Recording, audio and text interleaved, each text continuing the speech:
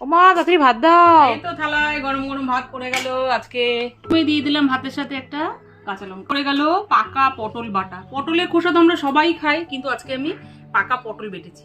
তারপরে দিয়ে দিলাম পুঁই বিচির একটা আলু দিয়ে ভাজা ভাজা মতো করেছি। শীত বিদায়, যাই হোক পুঁই বিচি মনে হয় আজকেই শেষ, আর আমরা খেতে পারবো না। সাথে দিয়ে দিলাম এঁচোড়ের তরকারি। এই সময় বাজারে একদম মোস্ট ফেমাস সবজি কিন্তু এঁচোড়। দিয়ে দিলাম আর মাছ এনেছিল, কষা কষা করে আজকে করেছি। সাথে দিয়ে দিলাম চিকেন। আজকে চিকেনের কিন্তু ঝোল করেছি, আলু দিয়ে খাসির মাংসের মতো করে ঝোল করেছি। আলু দিয়ে ঝোলও দিয়ে দিলাম। আজকে রান্না একটু তেল তেল করে করেছি আর ঝোল ঝোল করেছি। দিয়ে দিলাম আমের একদম পাতলা টক। এর মধ্যে নুনের ভাগটাই বেশি দিই, মিষ্টি সামান্য দিই।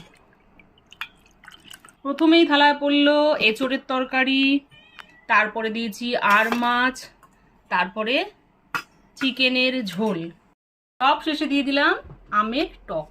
নাও শুক্রবার থালি একদম রেডি। থালিতে কিন্তু আজকে মাছ, মাংস, বাটা, এঁচোড়, শেষ পাতে টক, সব কিছু আছে। নাও চটপট শুরু করো।